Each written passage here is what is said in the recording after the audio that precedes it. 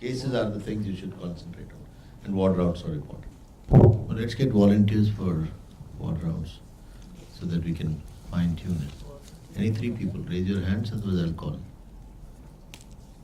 Come to the front so that we can. Ward rounds, that's how you want to have?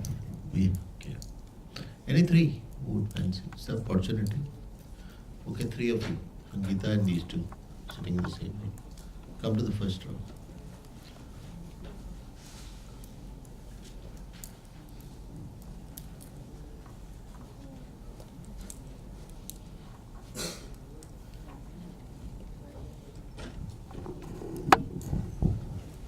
Change each case.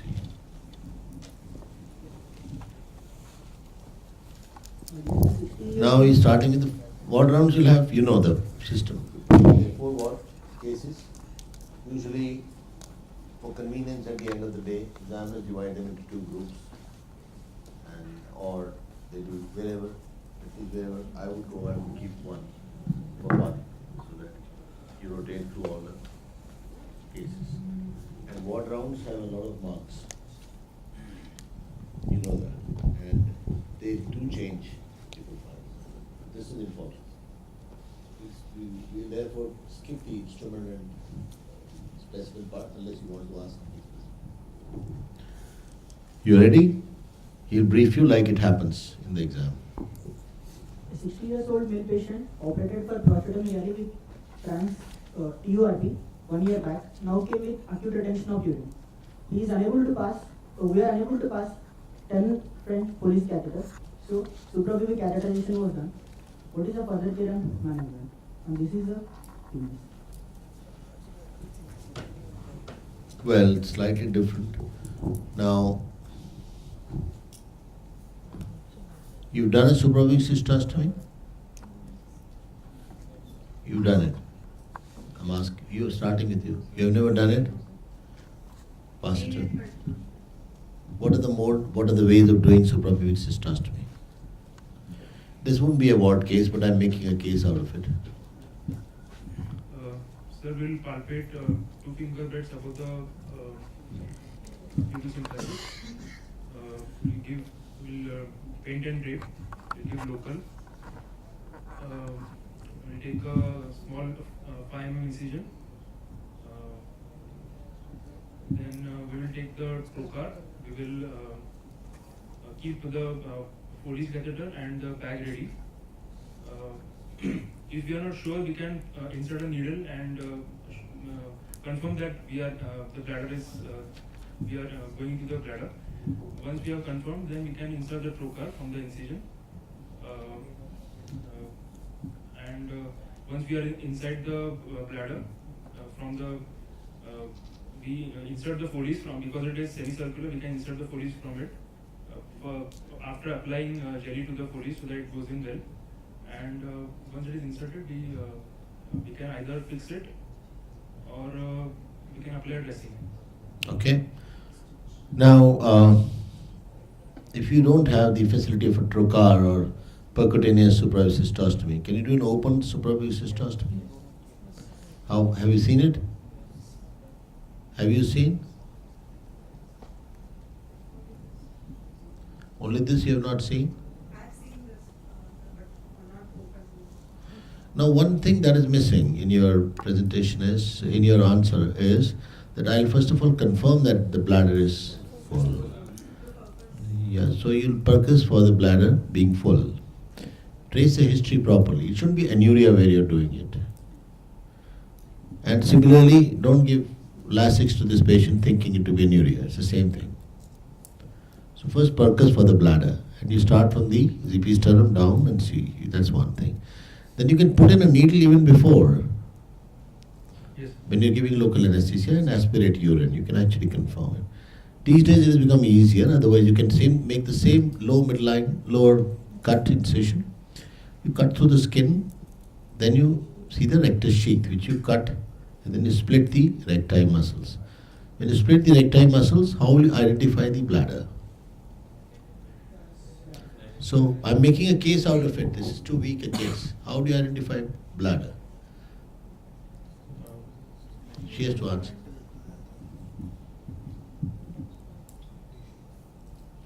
No, if you don't know, you'll be criminally wasting people's time and mine too. I don't know. Pass it to the next guy.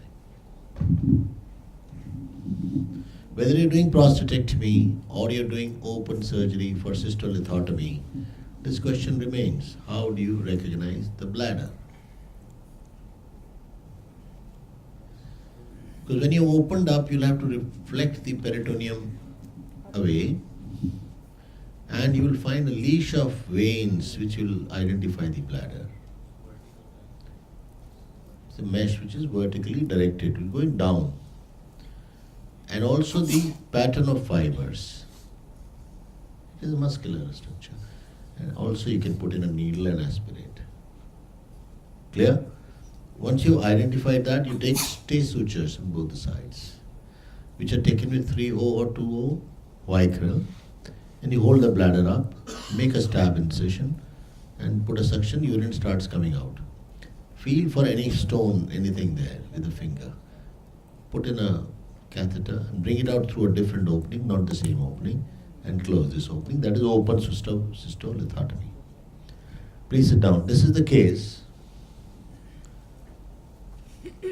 And you find the moment you do suprapubic cystostomy, it has been done, there is hematuria.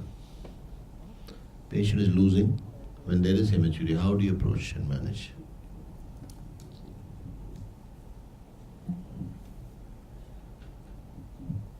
So it means that while the procedure we have. No, this patient did not come. You did not done SPC was done by you. So SPC was done and there was hematuria.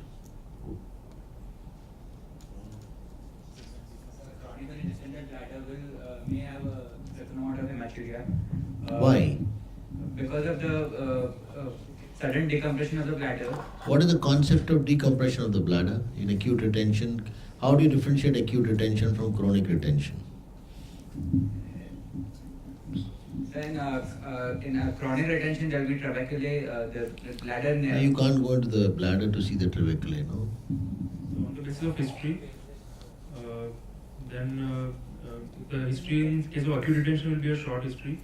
Then this patient, in case of a chronic retention, the patient will not have the symptoms will not be that severe. The pain and sensation to pass urine will not be that severe, and the bladder will be very largely dilated. What to add?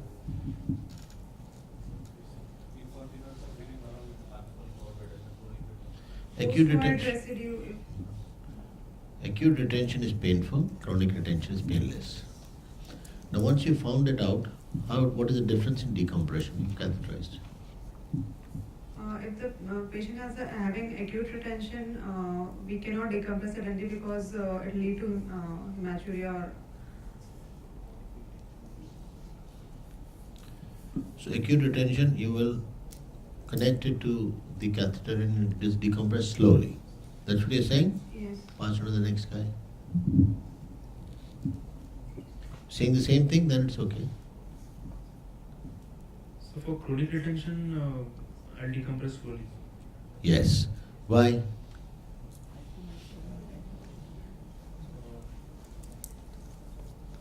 I don't know the reason. Anybody? Chronic retention, it is written in your book. You decompress slowly using a bottle which will be kept at a height and then gradually you will reduce the height. That's an Old Bailey. Now, I'll explain to you what exactly is happening. If the bladder has got a constant pressure which is high, the veins of the bladder inner lining, they get used to that pressure. So if you release the pressure suddenly, the veins have the same pressure, so they rupture. That leads to hematuria due to rupture of prostatic piles or venous plexus in the prostate. That's the reason for decompression. It should be slow. A lot of people do what? They put in a catheter and they attach it to a drip set and slowly decompress it. Acute, if you extend the agony, it's not a good idea. Acute can be decompressed immediately. So you're right, in a chronic retention, this hematuria could be innocuous. But what will you do if it is persisting?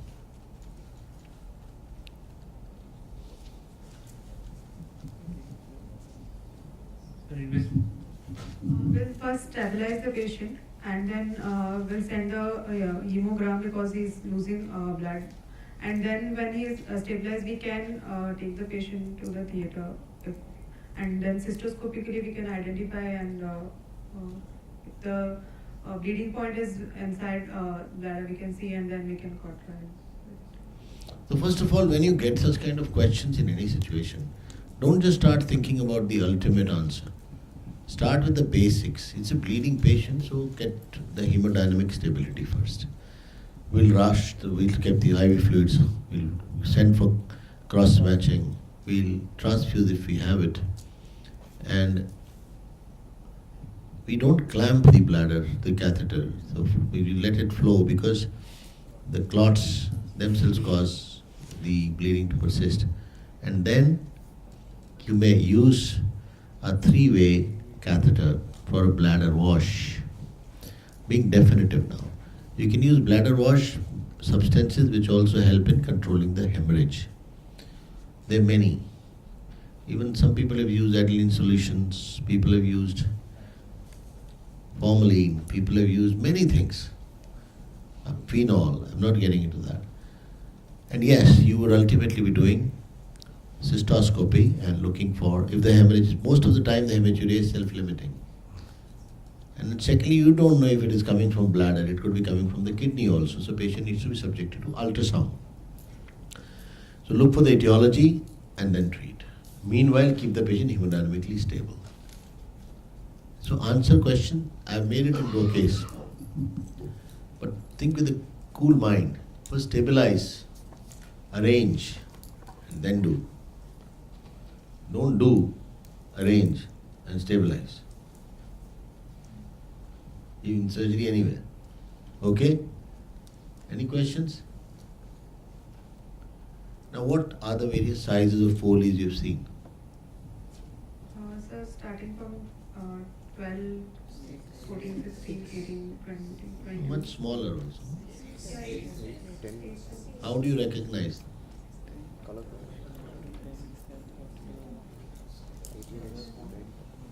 If it is red color, what does it mean? White color, what does it mean?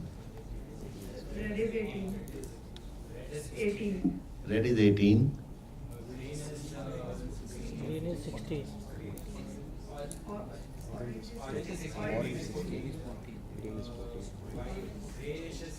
White is 12. So you know the colors. Read about the color codes. And you should know about the trocar also. There are various sizes. Their sheath. Then a lot of people like to do it under ultrasound control. You can do it under ultrasound control also, so that you're not blind. Clear? Okay. Sir, what can be the cause of acute retention in this case? What was the surgery done? TURP. What is the most common complication of TURP? It's all right, you asked the question, that's the correct question. Stricture, bladder neck contracture. And patient can come back. Or, when was the surgery done? 1 year back. Or maybe it was not an adequate removal of prostatic tissue. So you may have a coming back or it's a recurrence of hypertrophy. But eventually you'll have to get the retention treated and then you'll refer to a urologist for subsequent management. That's your answer in the exam. Patient has got hematuria, you'll stabilize the patient, arrange for blood, flush the bladder, keep it clean, manage by fulguration or by cautery, and rule out other causes. It shouldn't be higher up. Hematuria causes you should know. Then if there is bladder neck obstruction, we'll just keep the catheter patent and we'll try to use a 3-way. But this patient is likely to have bleeding again. Okay? Thank you.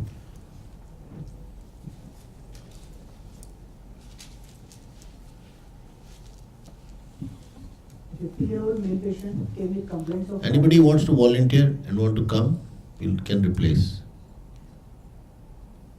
Anybody? Yes. Come in front. You go back to your seat.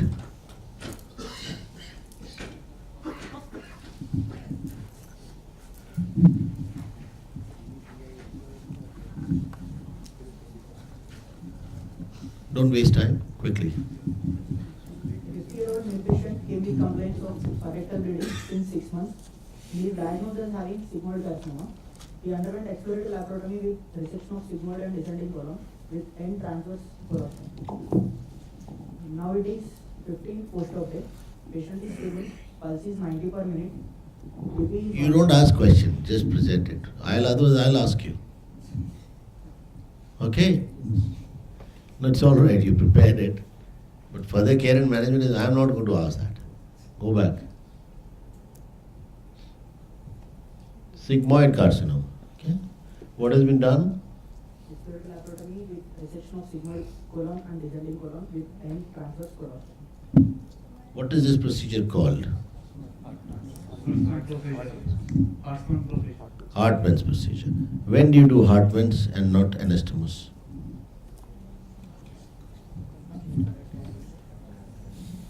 Sir, if it is obstructed and the bowel is not well prepared, then we usually do a Hartmann's procedure and avoid an anastomosis in the initial stages. That's a good answer, but incomplete. You will say it depends on the performance status of the patient and the performance status of the surgeon also.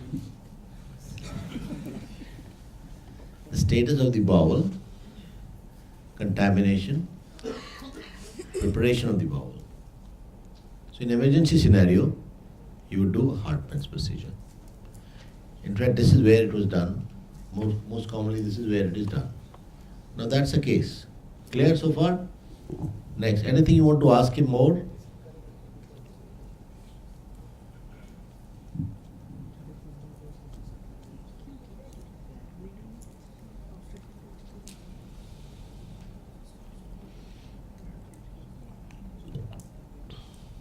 Shows the stone.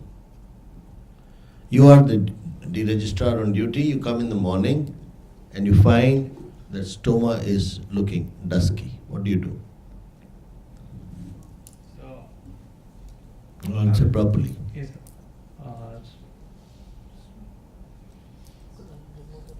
So I will check for the vitals of the patient and also the hydration status of the patient and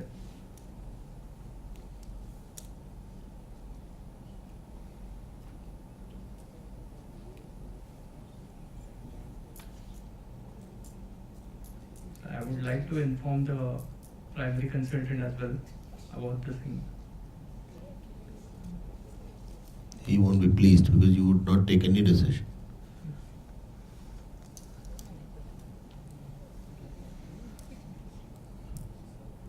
What will you do? Quickly, you're wasting time.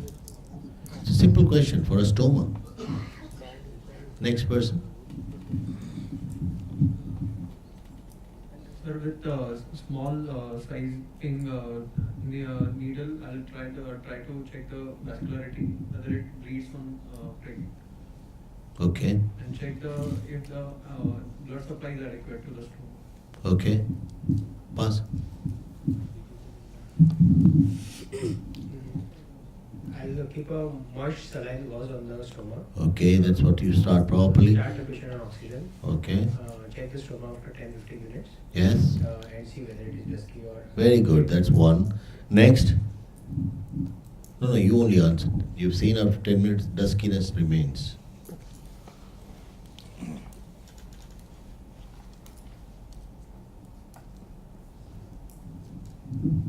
So we can insert a test tube inside the stoma and put a torchlight and check the level of necrosis. Before you put in a test tube, would you like to put in a finger? Yes. Now you put in a finger, what information you can get? So if there is any presence of bleeding. The muscles are tight, Right. and that's usually the cause. So when you put a finger in, you can put two and stretch it. That itself relieves your problem because of the compression, congestion happens. And dusky is not necrosed. So don't start putting needles into it. Do non-invasive tests. Then you can put in a test tube or a scope or anything and look for anything. If there is bleeding happening, it will come in the stomal content. The first morning you would not see anything. Clear? So you'll do first stomal examination and maybe dilatation. And take out any clots if they're there, any bleeding, anything which is responsible for edema there. Because sometimes a loose stoma is bad. First post-op day, you would like it to be snugly fitting. In fact, a tighter one is better because after some time it will loosen. But don't apply glycerin, etc. Moist saline is enough. And then you will look for warm moist saline, oxygen, and ascertain for the muscles. Because it is muscle splitting. What do you think of the sighting of the stoma?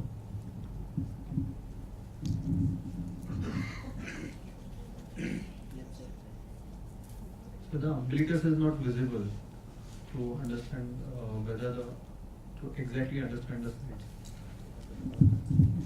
So you don't want to answer that, okay.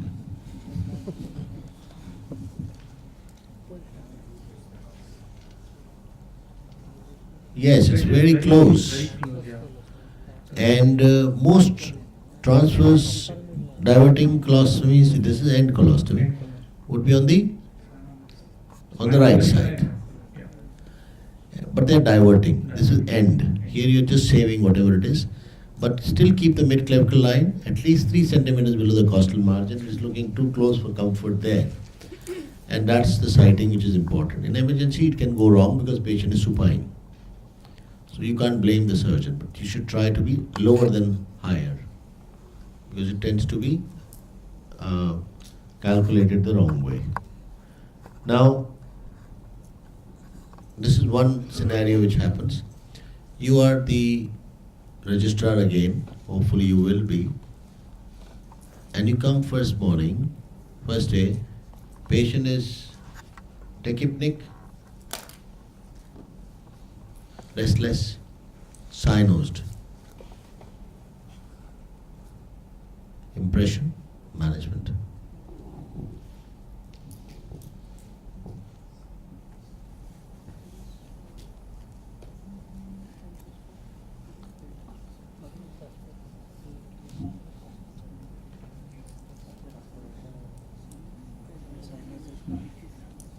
You don't want to answer? You're wasting time. Pass on. Everybody can take it. Let's not ask people to go. If you don't know, quickly pass it. Don't waste my time. Somebody at the back. Sir, maybe there is increase in intra-abdominal pressure and Pass it.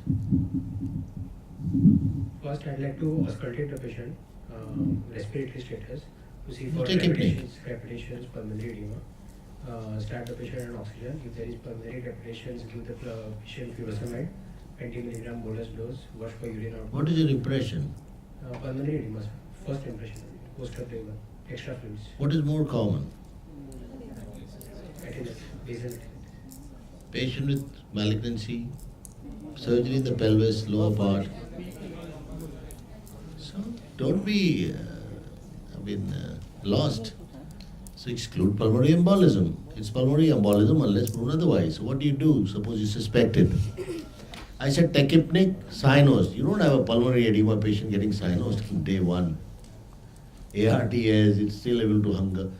Embolism is, cyanosis you missed because patient is cyanosed. What do you do?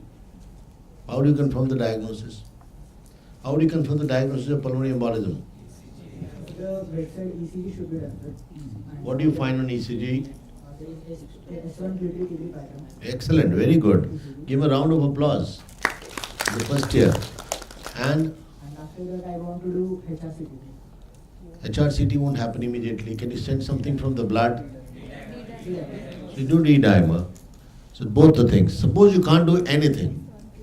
Treat it as pulmonary embolism. Give a thump on the chest. It dislodges the embolus. What is the position you keep the patient in?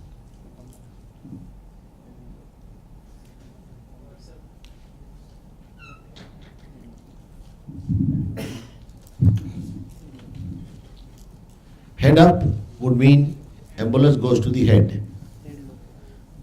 Foot up, embolus goes to the foot. My foot. How does it matter now? To go to the foot. Tilted to the left. So the ostia of the coronary arteries get blocked. It doesn't get into the heart. That is called durant position.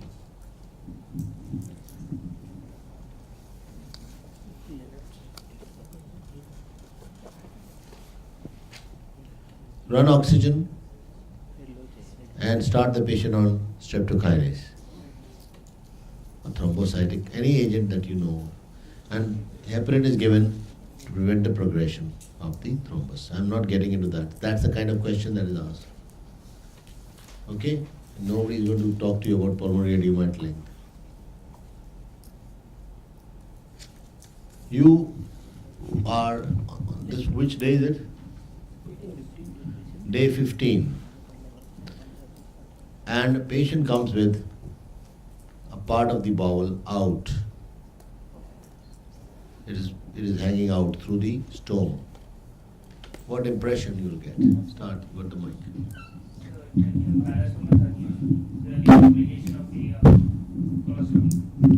Within 15 days? Sorry, sir. Within 15 days? Parastomal herniation, sir, which is a Stomal prolapse is more stomal common. prolapse. What is the stomal prolapse that can be managed conservatively, and beyond what length you have to operate? I'm 10 not sure. centimeters. Any complicated prolapse, operate immediately. Obstruction, operate immediately. Parastomal hernia, So we can wait if the patient is stable and not symptomatic. Sir. unless obstructed, it's a hernia. When do you operate on a hernia? Whenever you get it, right? Yes. That's not right. You operate whenever you get it. All right. That's all you get actually. As a resident, you just want hernia. Hernia, I mean, let's do it. You would operate after optimizing because you can wait. But whenever it's obstructed, you will operate immediately. It is strangulated, you have to operate immediately. So the same applies to parastomal hernia. There is no rocket science in that. So this scenario would be about stoma. Now, you find on day D15, the part of the stoma is retracted. Pass it on to the next person. Retracted. How do you approach? It's a colostomy. Part of the stoma is retracted.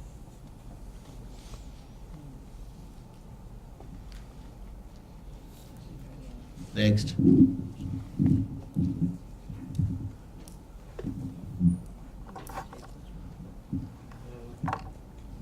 So it is post-op day 15. I will like to see whether the stoma is working well. If there is no sign of obstruction and if the stoma is working well, then I will like to do a VG of the abdomen. Why?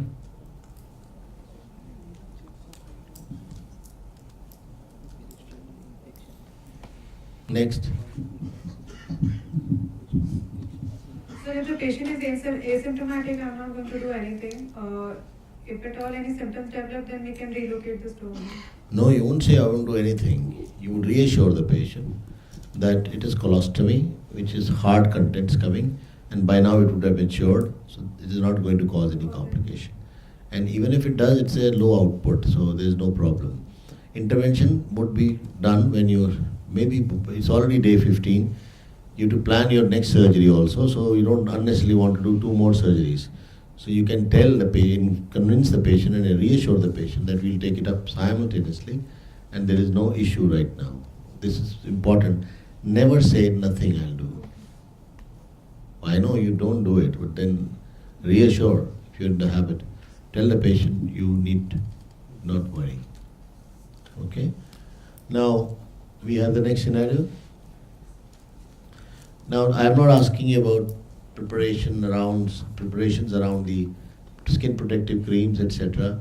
And when do you close it? When should this patient go for surgery? Now, you've done a Hartmann's, you got a moderately differentiated cancer, patient came in emergency, So at least after a period of 3 months. 3 months, the cancer is already been operated. Would you like to do something during this period, or you'll sleep over it?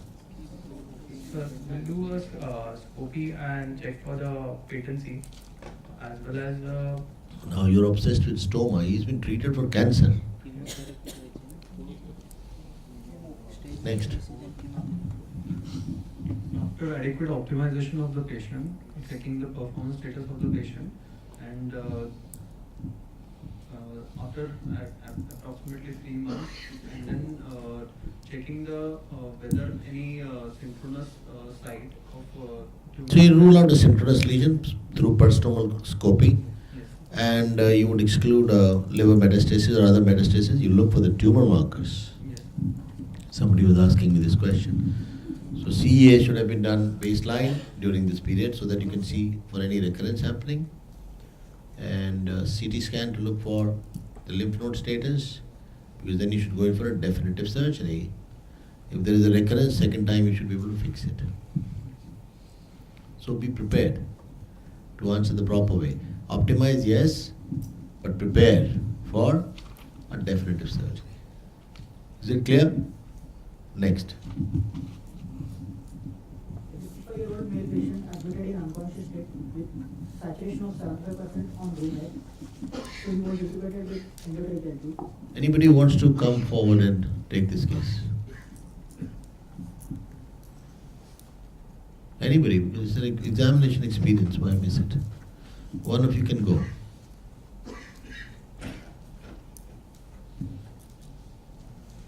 Five days after the patient underwent tracheostomy, now he is on ventilator with FiO2 of 60%. And now the saturation is 100%. Here is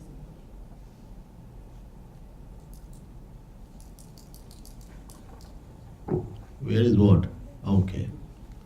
That's clavicle, okay, right. What is this tube?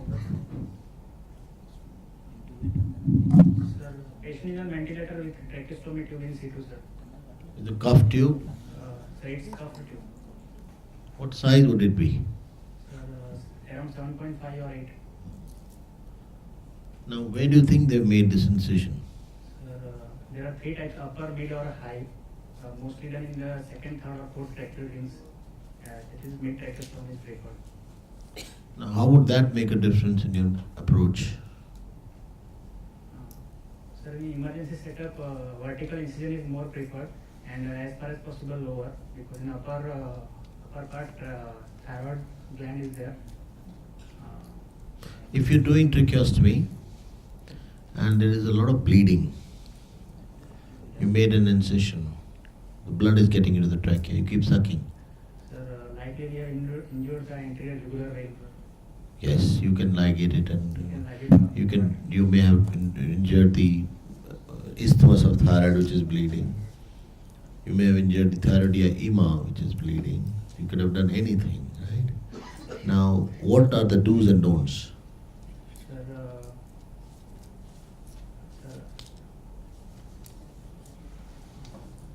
Sir, before tracheostomy, patient should be intubated first. And around If you could intubate, why would you do a tracheostomy? Or every time patient is not intubated? after 5 to 6 days, more intubation. No, I'm talking in general about tracheostomy. Sir, we should not use cauterized. Yes. I'm asking a specific question. Don't waste my time and yours. That's what is required. Why cautery should not be used close to trachea? If you open the trachea, I gave a specific situation. Trachea is already open, so there is oxygen. there will be blast. Be a blast. So you would not need any tracheostomy after that. Don't use a diathermy there. Catch the bleeders, ligate them. Next. Sir, You have this patient. What is the diagnosis? What is the disease for which tracheostomy has been done? So actually, patient is diagnosed as having diffuse axonal injury.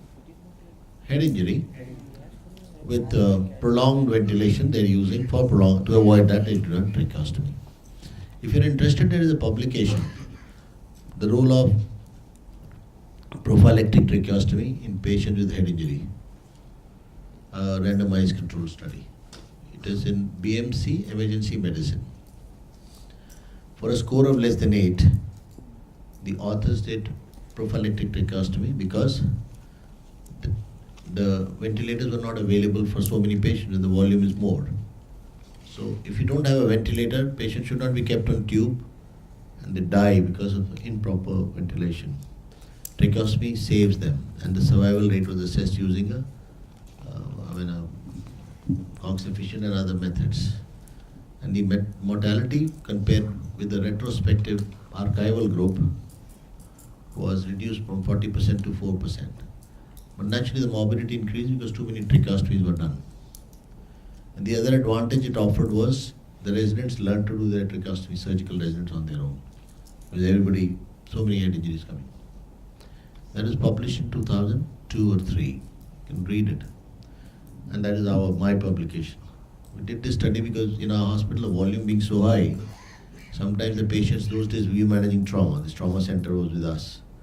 So they would die due to hypoxia. Most head injury patients die due to hypoxia. So we started looking at anybody with a GCS of less than 8. We didn't waste time. We didn't even look for it. We did tracheostomy for all. And it helps. It saved many people. In the ward, we had many of them walking around with a stoma. So they got all right. Because hypoxia is the basis of head injury killing. How? Because when you imagine a cell, whether it is shock or head injury, just pay attention. A cell. Just understand the cell and you'll know the body. 70% of the universe is water. 70% of the body is water. And 70% of the cell is water. So cell is the cosmic unit of life. It's not a surprise. It's not a coincidence. It's pretty organized. Now the cell retains this water and keeps it optimum with a sodium pump. You read it. Which requires 2 ATPs to throw each time. Now, that needs Krebs cycle. You know these words, no? Krebs cycle. Now, this oxygen being necessary for Krebs cycle, the ATPs won't happen if the cell is hypoxic. So when I teach about shock, I don't define shock as thready, rapid, etc., that stuff. Shock is nothing but cellular hypoxia. End of the day, the cell is hypoxic. When the cell is hypoxic, pay attention here. This sodium pump fails. When the sodium pump fails, sodium is retained. When sodium is retained, you're not getting ATPs. When sodium is retained, water remains. Now water fills into the cell. Now the cell which was so active and quick, it's like you now. If you get soaked in rain, your movements slow down. Don't you move like moonwalkers? Slow. Because you're loaded and laden. That is called a laden cell. Or a sick cell. And you read about sick cell syndrome. There's nothing. No rocket science. This is what happens. Now when the cell is sluggish and laden, it functions slowly. Imagine this cell in the lungs. Lungs which are pliable like a balloon become stiff like liver. That's called a stiff lung or a shock lung. Now the lungs don't ventilate adequately because they have become like liver now. So when they don't ventilate adequately, there's more hypoxia. So hypoxia leads to more hypoxia. What will happen? The pump is constantly failing, sodium is being retained, and there's water in the cell. Now this sick cell syndrome leading to a stiff lung syndrome, which is called a shock lung, poorly ventilating, is actually ARDS. So ARDS is no strange thing. That is, ARDS means shock lung. Shock lung means ARDS. It is stiff lung, means the same. Now this hypoxia, if it continues, the circle of death, as they call it, vicious cycle of death. The cell eventually would be full of water. That is a tsunami into the cell. Now, lysosomes, mitochondria, all of them are loaded. Lysosomes rupture and the cell dies. That's the story of a cell. In shock, that's how it dies. When all cells die, you die. You agree or you don't? Yes. So the cells can tell you about it. This is about shock. Whether it is oligemic shock, septicemic shock, cardiogenic shock. Suppose this is the whole body, this room is the body, and the blood has to touch every corner. Otherwise the oxygen won't reach. So if the room expands, some corners would be missed out. So if there is vasodilatation, there is shock. That is neurogenic shock. If you remove the blood, oligemic shock. It won't touch all. Hypovolemic shock. If you don't pump from the place from where you have to throw, that is cardiogenic shock. Rest are all just rotation. The same thing in the head injury. There is hypoxia of a brain cell now. Same mechanism. Cerebral edema happens. Laden cells become cerebral edema. Cerebral edema further reduces the oxygen supply. What retains the oxygen supply to the brain is the Cushing's reflex. That's why most patients with an isolated closed head injury are hypertensive. They don't go into shock. If there is shock in a patient with head injury, better be sure there is an extracranial injury.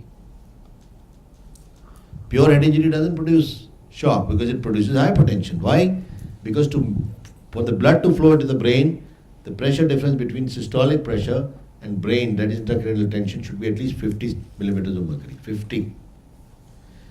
So when there is head injury, cellular injury, hypoxia, edema, pressure rises. To compensate, blood pressure has to rise. That is called Cushing's reflex. You know that, no? Now, to maintain the oxygen supply. If you remove that clot, the space is available. Hypoxia drops, recovery. Or you give something to reduce the cerebral edema, mannitol. But eventually what is happening is hypoxia is getting corrected. So with that background, if you talk to anybody, any patient with closed head injury, which is severe, IPPV, they do positive pressure ventilation so that oxygen actually treats head injury. Because giving oxygen reduces edema. Taking away a clot reduces edema. Removing edema improves oxygenation. So it's all about oxygen. That is why tracheostomy, and that's why it's a good option to reduce the dead space. And the dead space is not measured in fingers, it's more than this distance. So a lot of dead space is created by our paranasal sinuses and so much. Is that clear? So that's the background to this head injury. Do read some of these, which I published long ago, because that's when trauma we were managing, but now not anymore. Many people all over the world have adopted this, including Brazil and developing countries, because they don't have ventilators. So when you don't have a ventilator, you're going to struggle with embo. Tracheostomy is the answer. It reduces the dead space and takes care of the edema. Patient is a head injury case, is your call. You find that the stoma is blocked. What all conditions come to your mind? First of all, the tube maybe have blocked due to the secretions, and the ventilator tube may have disconnected. What do you do? How do you do tracheostomy care? Sir, in daily, we will do regular suctioning. How do you do suctioning of the tracheostomy tube? I'm actually exactly asking you the question you'll be asked. These are the questions. Sir, we'll do ambu bag or with the help of soda bag. Tracheostomy? Ambu bag, why? Okay, soda bag. Soda bag, acetylcysteine, mucolytic agents, we'll put that and we'll follow. You will use aseptic precautions. You will clean up the area, wash your hands, put on gloves, and you'll use mucolytic agents, which is correct. And then you will use suction in a slow and gradual manner. Don't push the tube in. And along with that, try to desensitize the mucosa. What do you do for that? So add lignocaine with that lean, and you can use then you can do the suction. You're saying something? While doing suction, you find there is a bleeding happening, there is blood coming. What do you suspect is happening? Sir, we will check the. And it is 8th day. Sir, that may have eroded the trachea. What would be the hemorrhage on 8th day called? What are the types of hemorrhage? Sir, primary hemorrhage, secondary, and reactionary. Which type is it? Secondary after 24 hours. It is after 7. What is reactionary?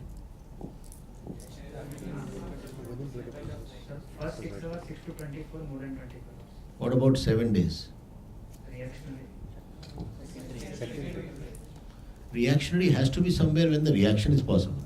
Secondary is later. So it's 1 day and 1 week. And the usual reasons for 1 day are blood pressure rose, ligature slipped. 1 week would be infection, erosion. These are the features. Management would vary. If there is infection-related hemorrhage, what will be the management? What is the most common cause of bleeding here?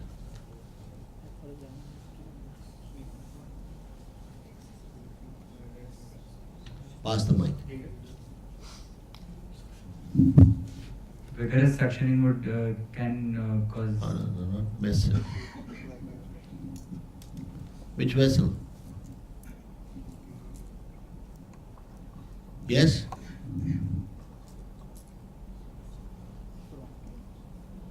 Bronchial would be lower, can be a cause. The tracheal, what supplies trachea?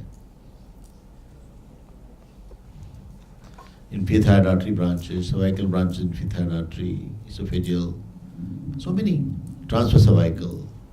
So what you ligated or you did not ligate could be the cause, but manage it by suctioning, pressure, don't catch things unnecessarily, you may damage. This patient also has a nasogastric tube for feeding. I'm giving you the scenario. You're holding? Nasogastric tube is also there, you can see it. If you can't see it, imagine it is there. Now, it is 4th postoperative day. 4th, that means 28 days. Now, 4th week of the tracheostomy. So 4th week would come to about 28 days. And there are contents coming in the tracheostomy tube. What all comes to your mind? So I'm suspecting a tracheoesophageal fistula. So Why are you suspecting it? I first make sure that the. No, why are you suspecting it? So there are 2 tubes in the Yeah, 2 tubes and 2 tubes, which are adjoining, will produce a fistula. Should never be a practice. Should do a feeding jejunostomy and feed, rather than nasogastric and tracheostomy. It shouldn't be together. And how would you prevent it? I'm not asking you to treat now. Suppose you have no choice, you've done the precautions you can take so that it doesn't happen. Feeding gastrostomy is the one precaution. Regular deflation of the if it's a cuff tube, regular deflation of the cuff, and Reducing the size gradually, cuff deflation frequently, prevent that pressure from happening. That's the way to prevent it. If it has happened, what do you do?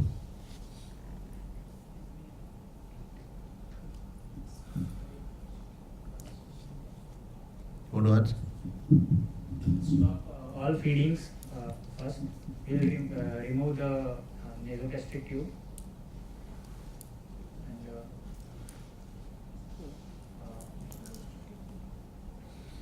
lamentation for You remove what he had also and you don't give anything. So he will die, so he won't need it. You have to find an alternative method of feeding. So go to feeding jejunostomy, that's what, or gastrostomy. Gastrostomy is not preferred over feeding jejunostomy. Why? Sangeeta? Or you can answer. You don't know? Okay. What is the advantage of feeding jejunostomy over feeding gastrostomy? Yes? The reflex of content will be less. in feeding jejunostomy. And aspiration is reduced. Okay. Now you may also be using stomach for a pull-up sometime, you don't know. So feeding jejunostomy is preferred. That's okay. And so try to keep the patient on parenteral nutrition for some time, and you'll have to fix it, or it can be conservatively managed by reducing the tracheostomy size, keeping a smaller one. Don't remove the nasogastric tube unless you've got an alternative arrangement. The tube is at least preventing, it is reducing, it's the cause, I know, reduce the size of the feeding, the nasogastric tube also, but gradually you'll remove it after you put on a feeding jejunostomy. And then you can go for repairs, which are with intervention of strap muscles in between the two after repairing both sides, preventing recurrence. But they are notoriously difficult to treat. Trachea causes more problem than the esophagus, but esophagus heals poorly. Why does esophagus heal poorly? Why does esophagus heal poorly?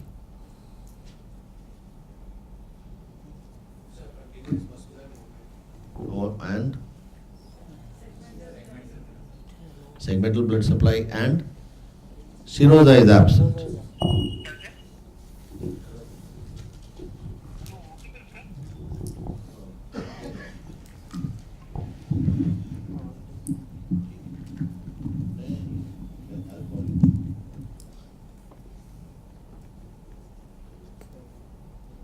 One is segmental blood supply, two, it has no serosa.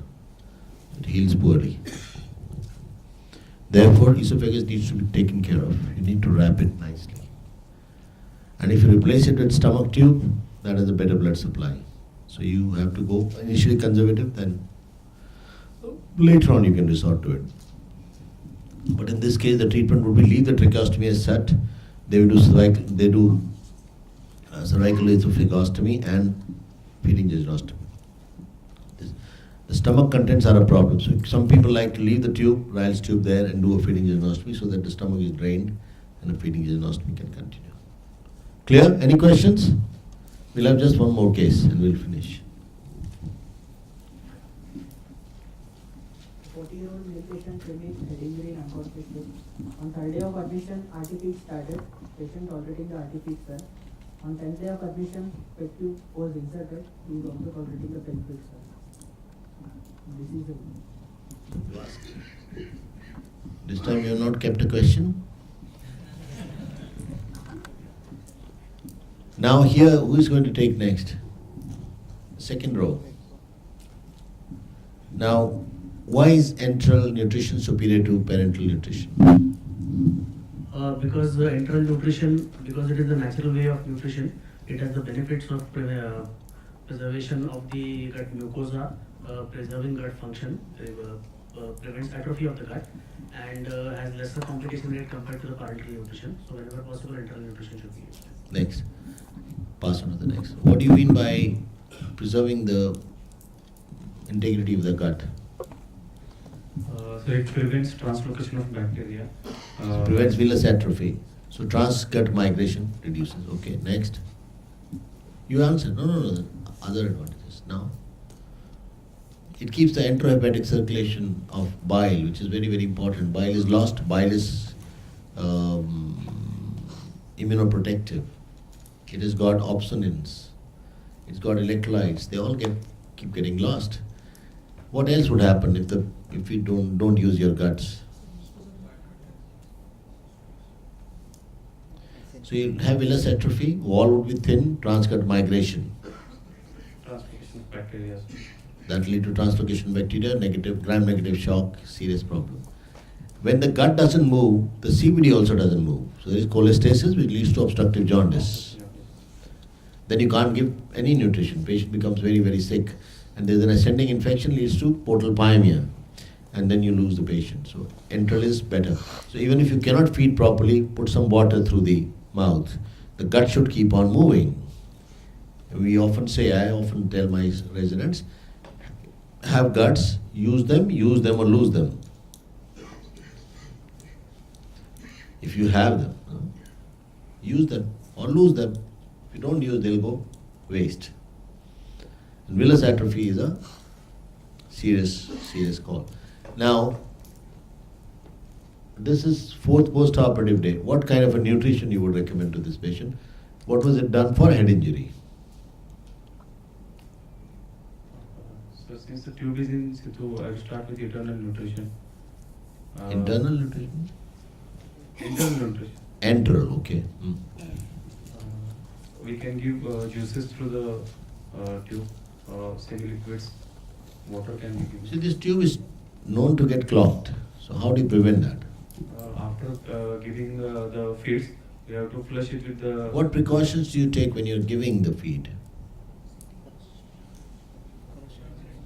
Position of the patient should be head up position. Okay, one. 30 degree. Do you use the syringe to push it? No, sir. That's what I'm asking you. So you will allow it to grow. What is the pattern of nutrition? Continuous, intermittent? Intermittently it should be. Should be Intermittent. given every 3 to 3 hours. How do you prime it?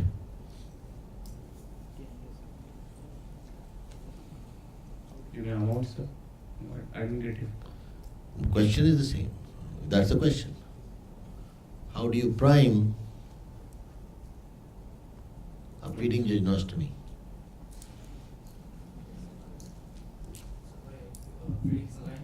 Saline through the tube. Priming, I wanted to ask specifically because I knew you would have done it, but you don't know that that is what it's called. You prime by giving saline first. And then you can give almost everything through this. Yes? Yes. Everything? Semi-liquid. Yeah, don't give pizzas through this, won't happen. Semi-liquid or liquid, right? And after each feed, what do? Flush it. Again, flush it. Yes. What are the complications that can happen? It might get dislodged, sir. So what precautions do you take? I've had a case where it happened. While the tube has to be inserted inside the, close the jejunum over the tube in one of. So what are the methods of closing it?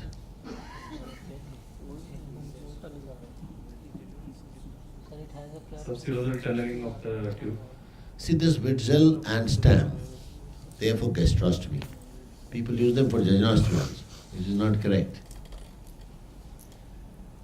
Stam gastrostomy was when you make a purse string inside and another purse string outside, and in the center you put in a stab, put in the tube, tie the first one, then tie the second one over it. So that kind of put a zero muscular cover to it. But if the other one is Witzel. The Witzel was what? They made a tunnel of that's a seromuscular tunnel. But stomach you can do it. If you do that in jejunum, it's very narrow. So most of the time we have a purse string, tube in, another purse string over this to protect, and then with the same purse string you fix the jejunum to the parietes so that it doesn't twist. It'll rotate. That's another complication. Third complication is ischemia. 4 is parajejunal hernias. So its fixation is very important. This is the problem with percutaneous method. It's just a puncture. So hitching may not be as good. A lot of people like to do a laparoscopic fixation so that at least they hitch it properly. We like to hitch it completely to the wall so that it stays there, flattened. If it is one stitch on which it is hanging, it is likely to rotate, undergo a volvulus. You will be asked questions pertaining to the daily requirement of calories for this patient. They are calculated according to the weight of the patient, 30 to 35 kilocalories per kg of the weight, of which 70%, 60 to 65% should be given through the carbohydrates, 20% should be given through the proteins, and 10 to 15% fat should be given. Why not more protein to begin with? Because initially it is a stage of catabolism, so proteins are usually utilized and they are not used for the storage purpose. So they will undergo catabolism or they will be burnt. And the calories they produce, one egg gives how many calories? 70. You didn't ask me whose egg. The normal hen's egg will produce 60 calories. 60 to 70 is all right. But the protein won't, the protein content is very high. So therefore, it will get used up for calories. So first finish with the caloric requirement, so that, it doesn't eat up the protein. So therefore carbohydrates first, then protein. You get my point? If you're very hungry, don't eat up 4 eggs or 5 eggs. That's not going to give you the calories you're looking at. It'll be all wasted. So eat carbohydrates for that, and then proteins, if at all. Otherwise, the body would have to be used. So they will get carbohydrates from somewhere in your body, and that's liver. And since the amount of carbohydrates available in your body is very less, that's why catabolic state develops. Proteins get used. And when proteins get used, the problem is enzymes are proteins. The appetite goes, like in fever. What is happening in fever? Your tongue is bitter. Why? Because the temperature goes up. Your temperature is up, so all proteins coagulate. You've seen a coagulation test in biochemistry, where it gets all white, coagulated. So in fever, all these enzymes get coated on the tongue. That's why you have a bitter taste.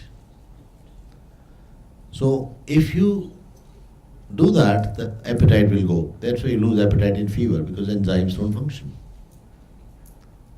So the first recovery of any patient is appetite is good. The enzymes are back. So the temperature is dropped. That's why you look at it.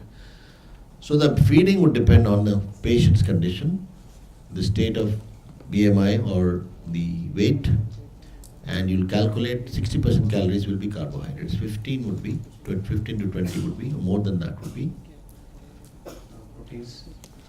Fats or proteins? 15 to 20% will be again fats, and 10 to 15% will be proteins. And then micro and macronutrients.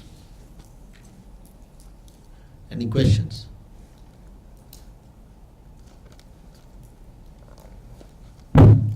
You should know the daily requirement for IV fluids, which will be asked. I'm not discussing here.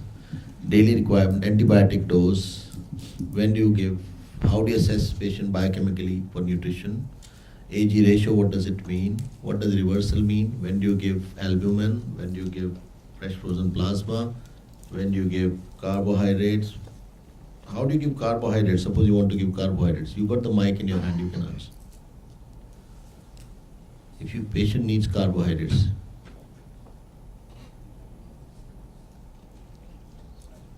The patient needs, as we calculate according to the weight. Suppose the patient is 70 kgs, so considering 30 kilocalories per kg, so he needs around 2100 total kilocalories. So its 60% comes out to be around 1200 kilocalories should be given by carbohydrates. good. So Now this ways or means of giving it are can be parenteral or enteral. You can give 25% glucose, you can give 50% glucose also. Can you give 100% glucose? Why? 25% glucose is given through central vein. That's all right. So why can't we give 100% through central vein? hyperosmolar. What will that cause? Thrombophlebitis and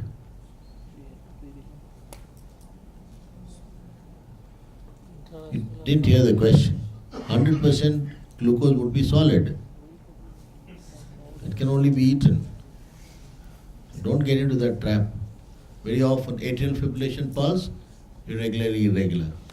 Flutter, regularly irregular. Ventricular fibrillation, you start saying irregularly, irregularly, irregular. Ventricular fibrillation, there is no pulse. Because it's fibrillating, it's not throwing. That's how you understand. So don't get carried away. You cannot give even 50% glucose, it's too thick to be given.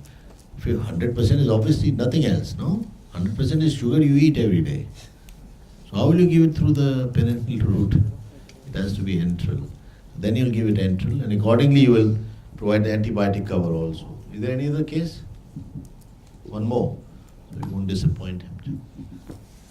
30-year-old male patient presented in casualty with road traffic accident in severe respiratory distress. This is an important case, it will be in the exam. Pulse is 100 per minute, blood pressure is 100 by 60 millimeters of mercury, and respiratory rate is 30 per minute. Breath sounds are decreased on right side of the chest. ICD is inserted after taking chest X-ray in casualty. Now it is 5th day post ICD insertion. Good. Who will take it? Pass the mic behind. Yes. Chest tube is inserted in which space? It's the fifth intercostal space, mid-executive line. Good. So use the word triangle of safety so that you get a question. And triangle of safety you already know, so I won't discuss that. Now, you can pass on to the next person. You put in a chest tube and suddenly there is a gush of blood. There is about 1.5 liters of blood has come. So what do you do?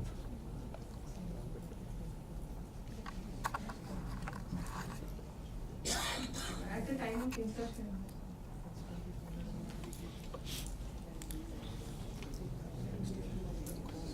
You will obviously look for the hemodynamic status, vitals of the patient. You will write for cross-matching and try to give blood. You will also see that you are not the cause of it. What is the most common cause of hemothorax in trauma? Which is the artery? Intercostal artery. So that can get hurt when you putting in the chest tube. So what precaution do you take so that it doesn't get injured? Upper part of the lower. Because the vein artery nerve, so if you go above, you're not likely to pass on. You have put in a chest tube and the scenario is the same. Hemodynamically, patient is 50-50 and it is throwing. It's about 2 liters now. After optimizing the patient, I'll take the patient to emergency thoracotomy because Okay, next. You do the same. If you're doing the same, say it and sit down. Okay, then don't waste time. Next. Anybody? Yes?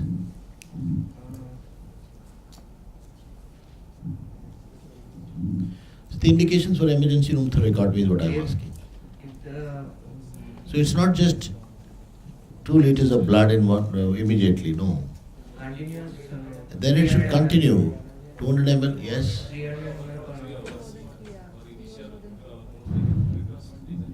And patient hemodynamically going down, exclude cardiac tamponade. Conditions which indicate emergency room thoracotomy. Otherwise, you don't need it. How will you take care of the blood loss? You can even use autotransfusion in these patients because it's patient's blood that can be transfused, filtered through the gauze piece in a DTA bottle, and you can transfuse. It's the safest. And if this patient has chest tube in place and you are on day 1, you are the registrar on duty, you come to see the case, this gas coming out, the bubbles are coming out. What is the impression? So there's a fistula. Fistula in ano? Bronchopleural fistula. So use the correct term, see? You can't say fistula and that's. Alright. So I will check the vitals of the patient, look for the saturation, and we can observe the patient. But during this period, what else will you do? Pass it. So we would like to insert another tube at a lower level to that, so that in case we have to remove the first tube, we can. We are not removing the first tube. No, not, This is an answer to another question, that is, how do you remove the tube when everything has stopped? So you put another chest tube and then you remove it. This is not the answer to the question I asked. You optimize the patient means nothing actually. You oxygenate, you keep the patient ready. Do a bronchoscopy. Find out the size of the fistula. Internally fix it if you can. And then wait for the air to reduce. If the patient is otherwise stable, you don't need to do actually anything. If it doesn't settle, you may have to go in for fixation, internally or externally. CT thorax needs to be done. These are patients who need investigations. How would you know it's iatrogenic or not?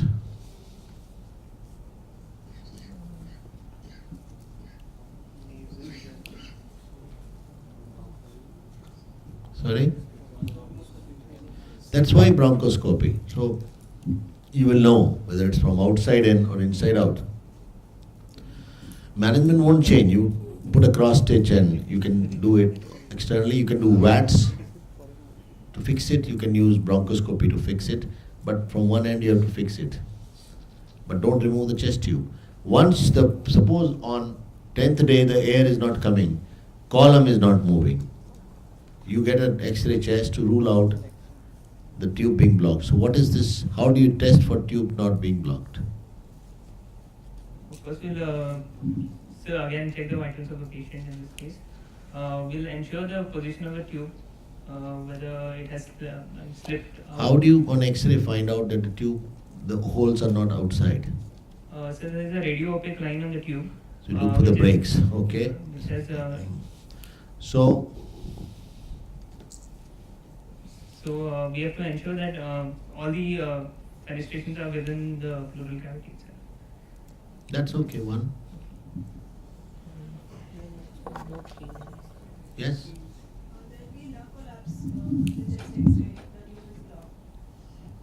Yes, okay. Air entry would be reduced. But if everything is fine, you're removing the tube, now put another chest tube superior to this, and then you can remove it so that you don't have a release tension pneumothorax. You put in a chest tube, it's the 4th post-operative day, and you find the gastric contents coming out, bile coming out. What would you do? What do you think has happened?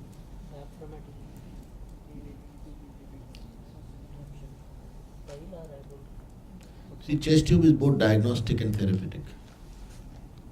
It's therapeutic for effusion, for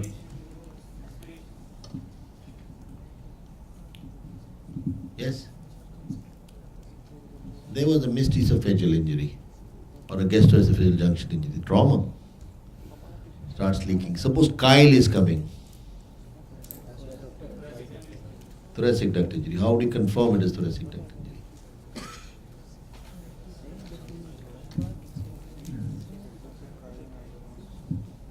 Yes. Okay. Before that? I think you give the patient a lipid-rich a meal or something, and then you send the drain output for analysis for chylomicron. That's one. Give the patient along with that charcoal, and the charcoal will come out. And go back, absorb, and comes in the thoracic duct. So the charcoal black thing would start coming out, and you will know it is thoracic duct. How do you manage it?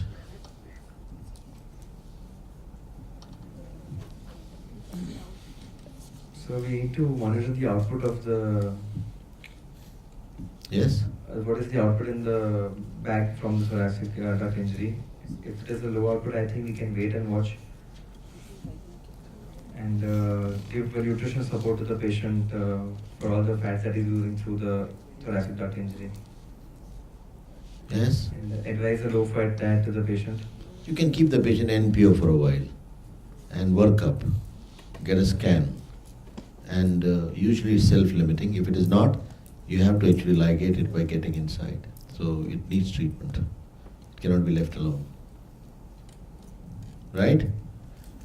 We've taken as many scenarios as we could. Another thing is column moving, when to remove the tube, when to remove any drain, how much is optimum. All these are part of the same drill. Any questions do you have? You got some very nice cases and you worked hard for them. Thank you very much. It made it useful for them. Give me a big round of applause. Any questions on anything that we've discussed so far or we've not discussed so far? You can switch it off and you can. Thank you. If you pass the mic, you'll all hear what he's asking, so that I can then address all the questions quickly. But So in the last DMB final practical exams, we had a case of a penile growth, and it was there was a confusion as to whether it was a penile malignancy or it was a benign growth. The examiners were trying to trick us, saying it's a benign growth, and we were absolutely not sure. We thought it is a malignancy only. The prepuce was not retractable. The glans and shaft were not could not be differentiated properly. The growth was from the glans 6 centimeters proximally, and then suddenly the shaft was for much smaller caliber. And the patient had a long history of poor hygiene. He had never retracted his prepuce and never cleaned his splema for 60 years. Other contributory history was not present. So based on that history of poor hygiene, we thought it is a malignancy because the prepuce was also not retractable. It was fixed. But finally we could not really know.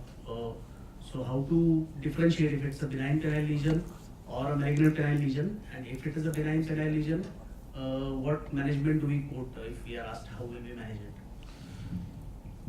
Well, thank you. Firstly, most of the lesions of the penis, which are fungating, ulcerative, involved in the shaft, infiltrating deeper, and have induration, they would be malignant, unless proved otherwise. So they will be treated as malignant unless proved otherwise. The benign lesions can be there, but they are not so common. That is why there was a controversy. Now, if there is a benign lesion, it shouldn't have any everted edges. It should not have induration which is extending beyond the lesion. It should not be infiltrating into the shaft. So there are some obvious features. But to have a patchy involvement of penis is not common with malignancy. You'll have it involving completely. And proximal cancers are rare in penis.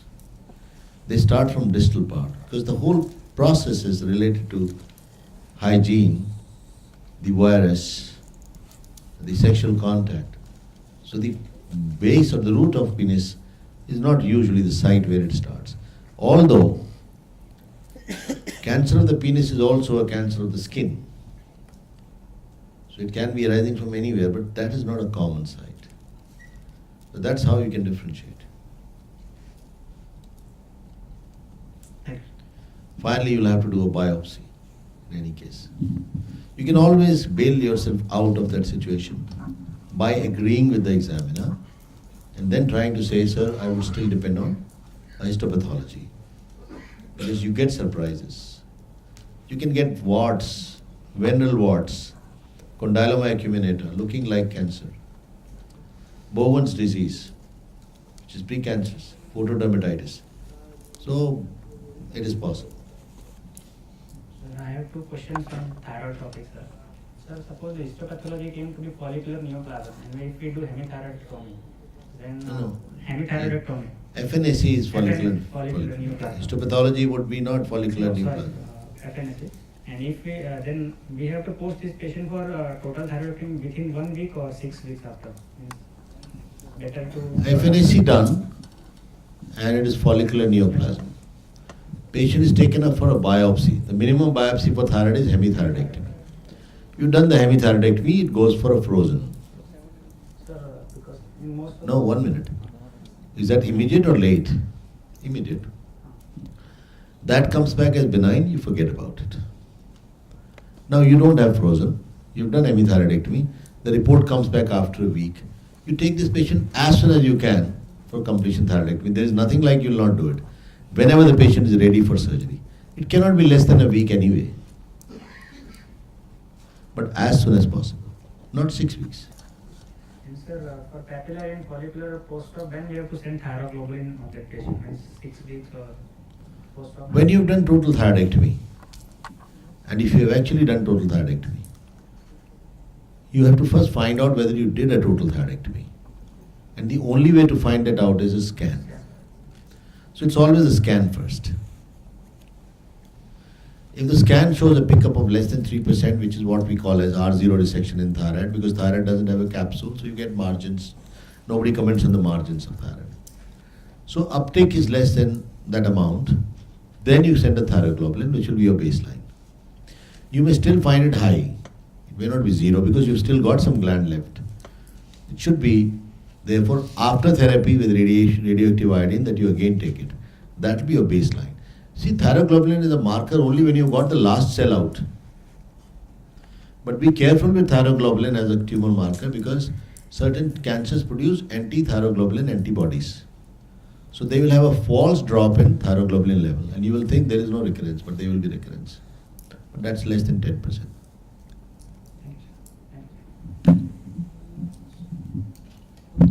Yes.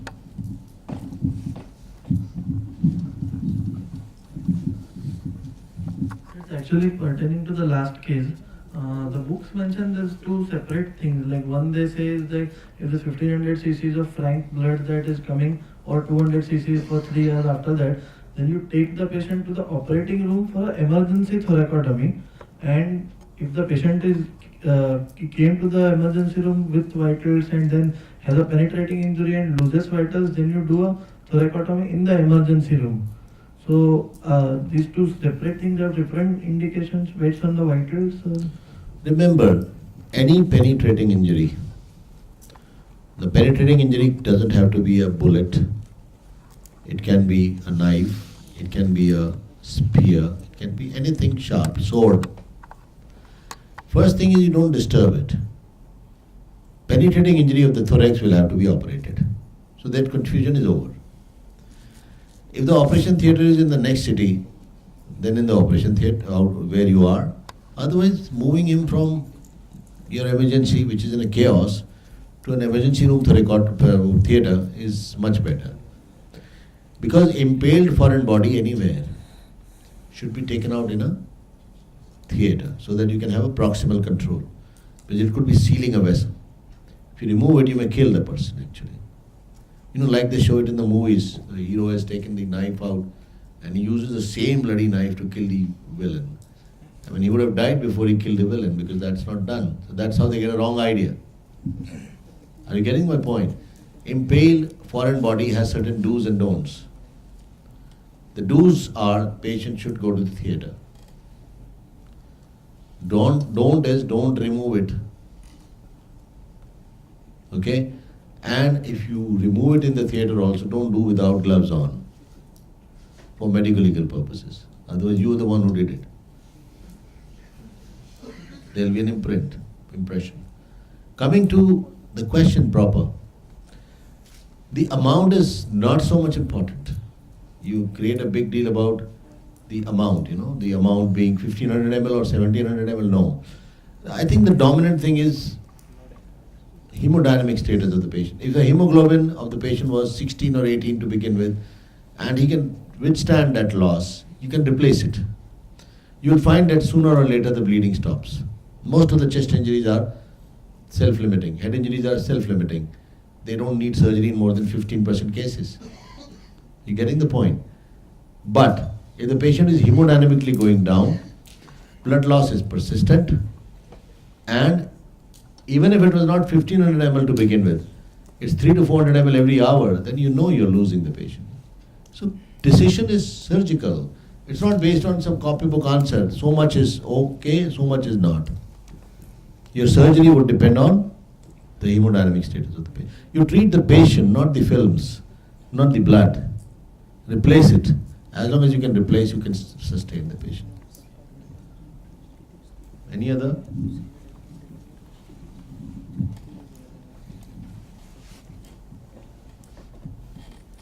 Any questions pertaining to the cases or exam or whatever is bothering you? Yes? No, don't wait there, immediately ask.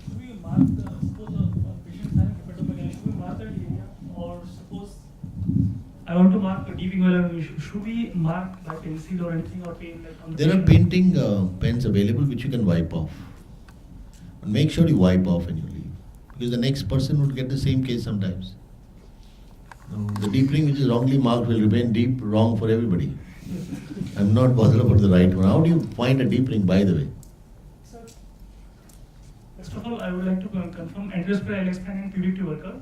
I'll take a tape and the midpoint of the tape will be the midpoint. How do you find a pubic tubercle? Sir, I'll first of all,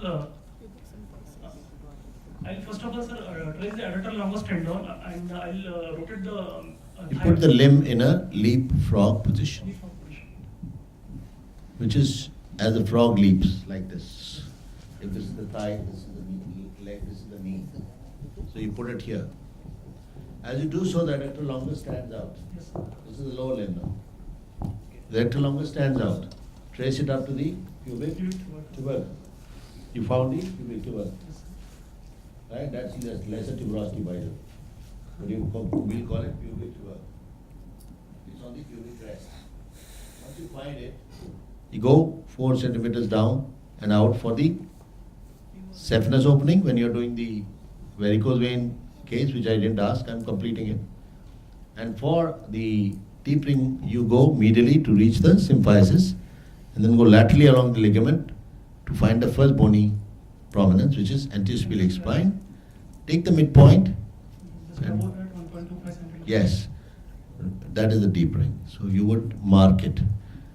Mark the saphenous opening also, because when you are actually going to do the limb elevation to empty the veins, you can't find it. So you've already marked it so that you can apply the tunic adequately. Sometimes it so happens that in the exam a patient has varicose veins. He also has an inguinal hernia or bilateral inguinal hernia. So in such a situation, No, it doesn't only happen in the exams, it happens in life also. in the exam, how do we present it? They say that. I mean, don't say sometimes it happens in the exam, no? It happens to the patients, so it will happen in life also, no? So there is varicose vein and also hernia. So what's the problem? So the chief complaint would be the Whatever is his complaint, that is whatever the patient a swelling in the groin, along with dilated swellings in the lower limb with pain and edema of the lower limb, swelling of the lower limb, that's it. like for the if the patient at that point of time has got admitted for the treatment of his inguinal hernia and not for the varicose vein. So Still we have to describe it, but the chief complaint will be Chief complaints have to be what the patient tells you.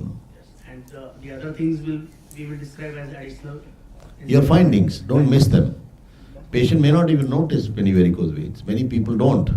People even miss, they don't think about a breast lump. We had a solitary we had a patient with oral lesion.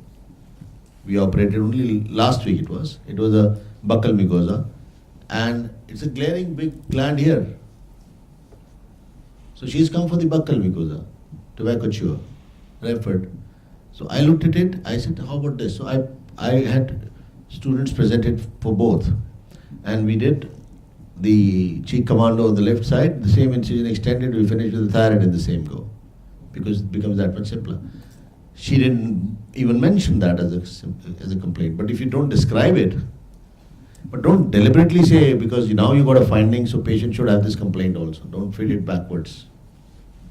They may not consider this important. So one more question. There was a case of a locally advanced oral cancer, and the gingival buccal sulcus was obliterated.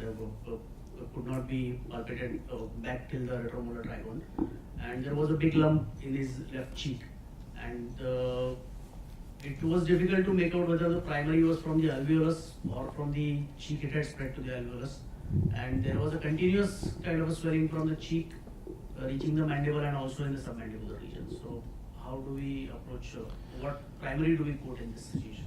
No, primary is not a problem. I mean, they are not miles apart. As long as they are continuous, they have one swelling, and you don't know where they started. So it's a gingivobuccal swelling, gingivobuccal lesion, which is extended onto the buccal mucosa and downwards. Where is the problem? You see, the problem comes when there are two separate lesions. Either they are at distance. If they are continuous, you can never make out. Therefore, now they don't use the term carcinoma of the anal canal, carcinoma of the rectum, because the problem used to happen that rectal cancer would grow downwards and become anal and come out. The anal cancer goes to inguinal lymph nodes, rectal cancer goes up to inframesenteric and then to para-aortic. That's a different chain. And the anal is squamous carcinoma, the rectum is adeno. The anal carcinoma requires nigro regime, that is chemoradiation, and rectal requires APR. So they're different. So you would say it, now they call it carcinoma of the anorectum. We don't know where it started. Now, based on histology, it is a rectum or anal canal. So you treat the histology now, not the site. Same here, if it is buccal mucosa which has gone down, or the gingiobuccal sulcus has gone up, I'm just telling you, for a lesion to go from buccal mucosa down only, and then further down is unlikely. So it's a gingiobuccal sulcus lesion which has gone through the floor into the submandibular space, whatever you're saying, spreading out naturally, involving both. It's a T4A provided there is no trismus.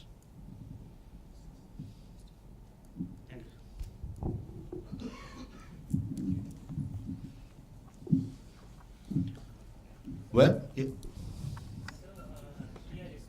Recently attended one cancer seminar in Ruby Hospital. There's a new AJCC TNM classification coming up for CA tongue, which includes the depth of invasion has a main role in that.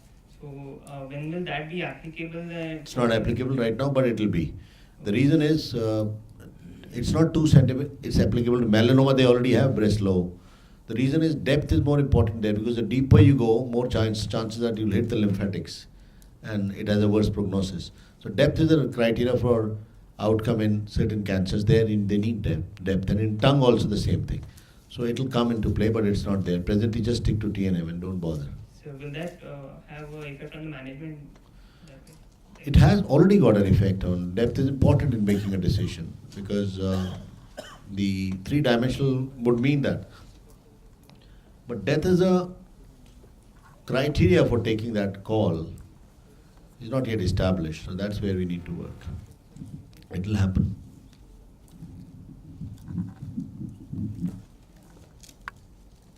Any other question?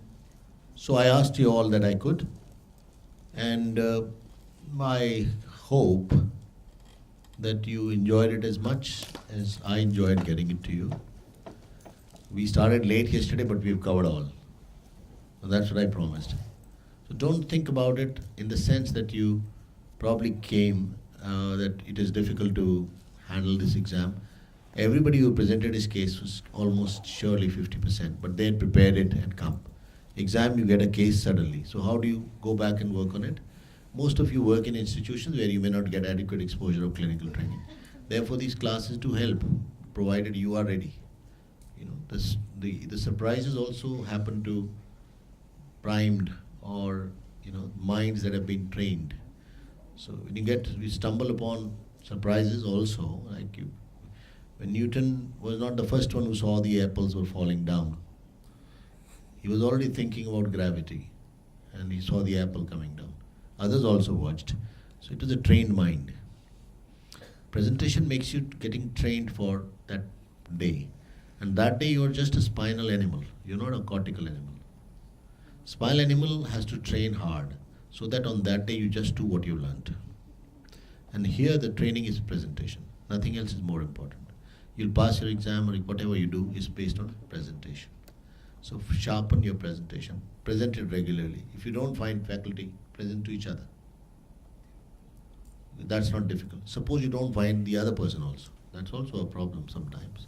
Speak and look into the mirror and present it. There's no way out. Jokes aside, it's a serious business. To be good is not that difficult.